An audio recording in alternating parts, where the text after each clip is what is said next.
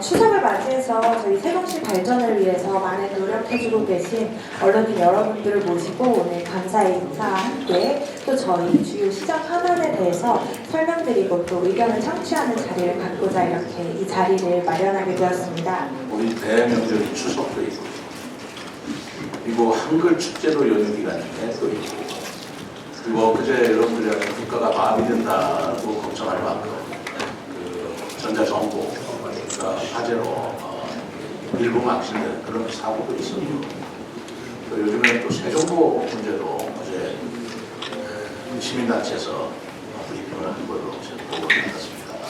이러저러한 일이 있고 추석 연휴가 끝나면 국정감사가 시작이 됩니다. 올해 국정감사는 우리 세종시청에서 받도록 되어 있는데요. 이러저러한 일이 많이 일어났고 또 일어날 일이 있기 때문에 여러분들하고 볼 시간이 연휴 시작되기 전인 오늘은 내일밖에 없을 것 같다는 생각이 들었고요. 그리고 추석이라서 여러분들한테 그냥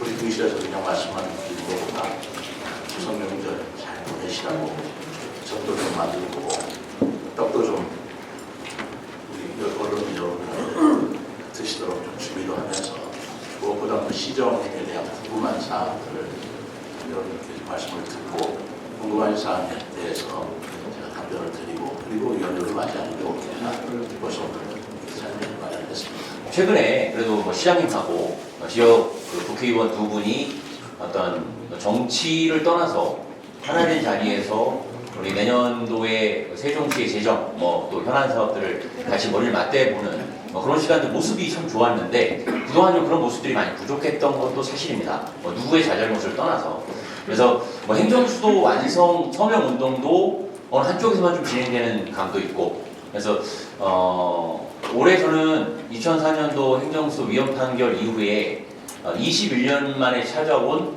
정말 절체절명의 호기라고 생각을 하는데 그런 부분에서 우리 시장님의 어떤 구심점 역할이 대단히 중요하다는 생각이 들고 행정수도 특별법이 반드시 통과되고 2026년 지방선거에 맞춰서 그 개헌이 이루어질 수 있는 그런 분위기가 좀 같이 좀 힘을 모아서 좀 갔으면 좋겠다라는 바람이 있고요.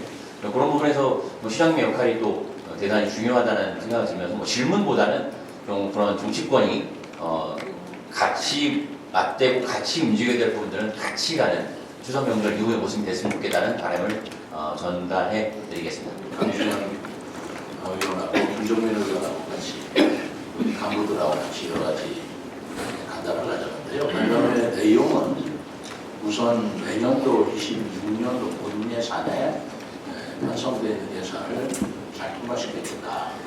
그리고 통과뿐만이 아니라 그 기재부 그 시트에는 빠져있는 항목들이 있어요.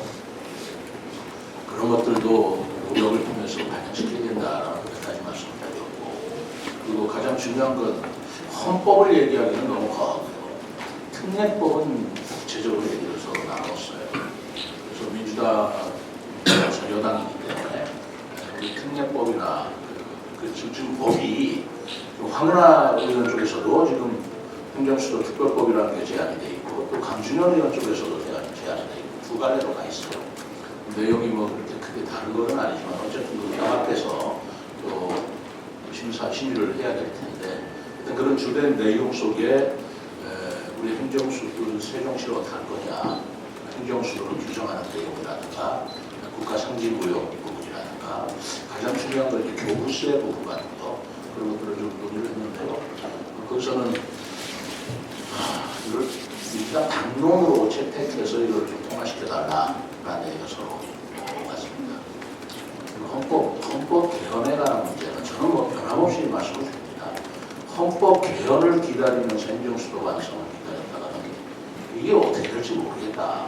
그러니까 개헌은 개헌대로 투트랙으로 추진을 하되 대통령 제2집무실과 그리고 국회의사당 변함없이 올해도 국회의사당 한 1,000억 들어가 있고 965억 들어가 있고 그러는데 그런 거는 변함없이 추진을 해서 개헌의 모양은 어떻게 되든 간에 우리 세종시가 대통령실과 국회가 있고 또 이번에 정부 개편이 있었지 않습니까? 그 개편을 통해서 정부 부처가 세종시에 와서 실질적인 행정수도로서의 역할을 먼저 해나가자라고 하는 데는 변함이 없습니다. 그런 얘기 저도 나눠보겠습니다.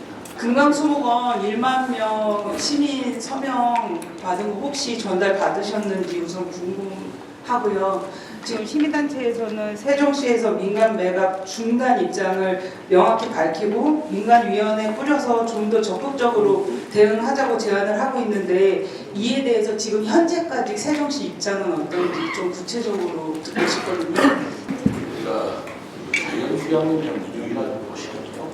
그걸로 활용했으면 좋겠다라는 생각이 심리라고 누구나 가질 수 있는 생각이 주입되고 오실 바람이 아니겠습니까? 근데 문제는 그렇게 했을 때 충남도라는 입장으로 생각해 보셔야 된다고 내가 얘기하잖아요. 충남도 입장은 산림환경연구소죠. 산림박물관, 산림박물관은 청량리라는 것으로 지정을 했고 청량의 산림박물을 짓겠다라고 도지사로서 약속을 해주고 그 재원을 어떻게 마련해야 되겠어요. 그럼 자기가 가지고 있는 산림박물관을 파워가지고 짓거나 아니면 국비를 지원받아서 짓거나 그렇게 하는 것이 충남도에서 가능하죠.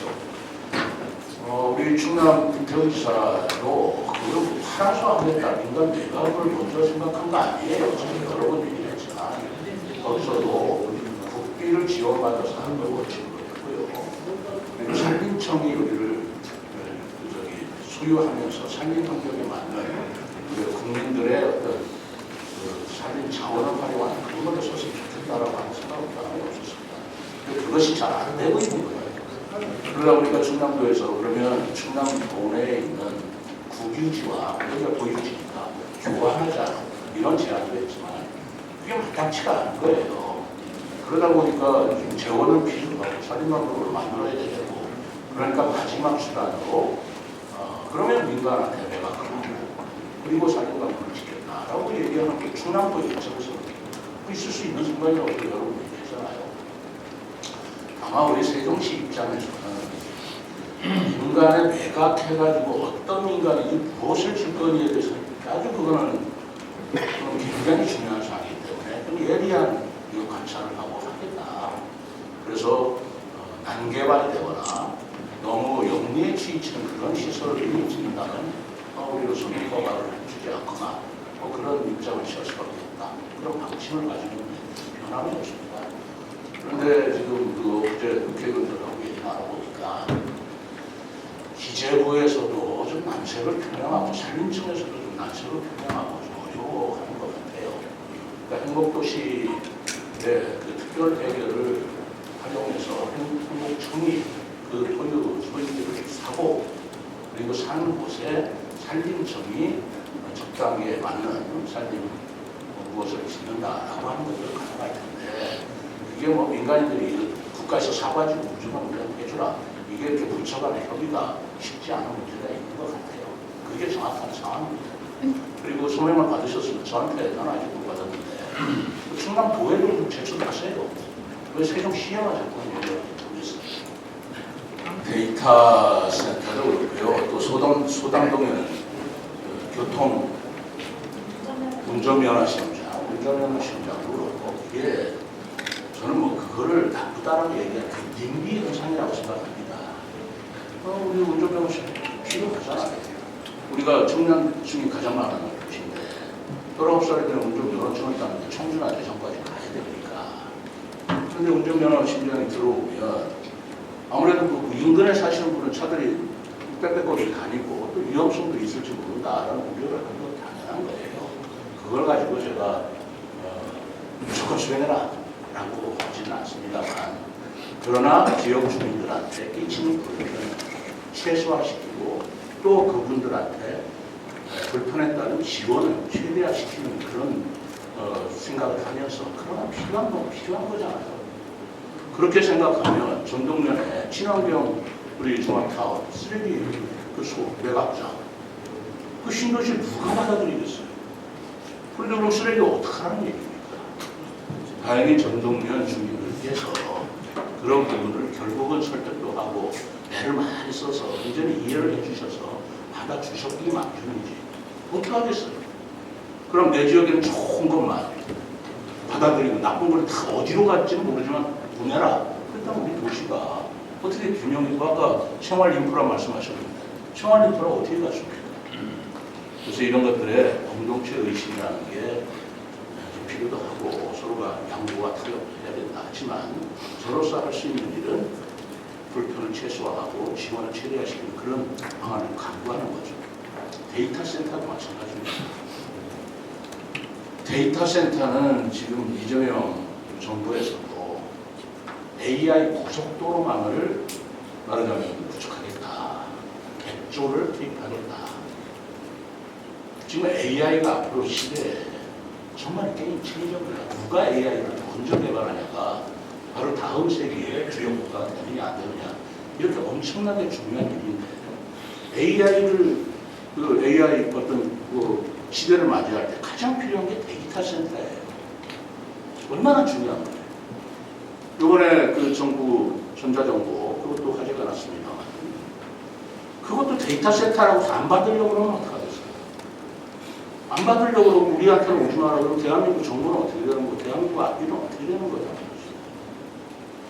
더더구나 이재명 대통령 정부에서는 더욱더 국가가 다 데이터 센터를 그 비용이 들기 때문에 민간들이 투자하고 민간들이 운영하는 데이터 센터를 적극적으로 지원하겠다라고 하는 방침을 가지고 있습니다.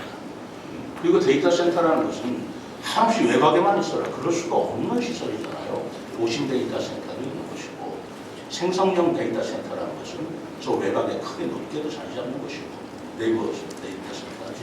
그런 여러 가지 데이터 센터가 있는데 우리가 도시가 발전하고 또 새로운 기술이 개발됨에 따라서 생기는 문제들은 있게 마련입니다. 고속도로 어땠습니까? 고속도로 처음 만들 때 찬성한 사람 누가 있었어요? 다 반대했잖아요. 그렇지만 지금 고속도로 없었으면 어쩔 뻔했어요. 근데 AI 고속도로라고 얘기하는 것에 가장 핵심적인 데이터 센터고 우리 지역은 절대 안 돼. 딴 데 가라. 그렇게 얘기하면 우리 세종시가 발전할 수 있겠나라는 그런 근본적인 딜레마에 빠져 있긴 합니다. 그럼에도 불구하고 그 어진동 지역 주민들께서 주장하는 내용들이 있어요. 뭐 소음이다, 전자파다, 그런 열섬 현상이다. 그런 것들에 대해 걱정을 많이 하시기 때문에 제가 그 사업자 측으로 하여금 우리가 설명하는 것도 이상하잖아요. 근데 사업자 측으로 하여금 충분히 설명을 드려라. 지금 생각하고 있는 만큼 걱정하고 있는 만큼의 그런 것들이 아니다. 라고 설명을 드려라 하는데 그 설명을 듣기를 거부하면 또 어떻게 되는 것이죠. 그래서 지금 설명회를 1차 지금 유보시켰고 그리고 2차 또 가지려고 하니까 또 다음으로 미루자고 해서 미뤄드려라. 왜? 주민들의 의견을 최대한 받아들여라. 그분들이 준비가 안 되면 준비될 때까지 기다려라. 그래서 설명을 하고 그 설명을 통해서 오해가 해소되기를 바랍니다. 제가 원하는 건 그런 겁니다. 반대를 위한 반대는 안 했으면 좋겠다. 그 정치 쟁점을 시키지 않았으면 좋겠다. 마치 내년에 지방선거 있으니까 이걸 통해서 반대함으로써 지역 주민들한테 잘못된 인식이나 그런 것들을 불러일으켜서 우리 시정 발전에 앞뒤로 나가서는 안 되겠다. 이런 생각을 합니다. 데이터 센터도 그렇고 문정연화 심정 앞으로 그런 시설들이 많이 들어와요. 좋은 건 우리 집으로 좋은 건 다 우리 지역으로 근데 조금이라도 불편하고 나쁜 건 절대 안 된다. 이러면 우리 지역이 어떻게 발전할 수 있겠어요? 그런 문제에 대해서 좀 합의 그러는데 합의도 필요하고 이해와 양보가 좀 필요하다고 생각합니다. 제가 최대한 제도적으로나 아니면 데이터 센터에 관해서는 사업자로서 지역 주민을 편해서 얘기를 합니다. 그렇게 해서 최소화시키되 그러나 큰 일은 큰 목표를 해서 나아가야 된다고 생각하고 있습니다.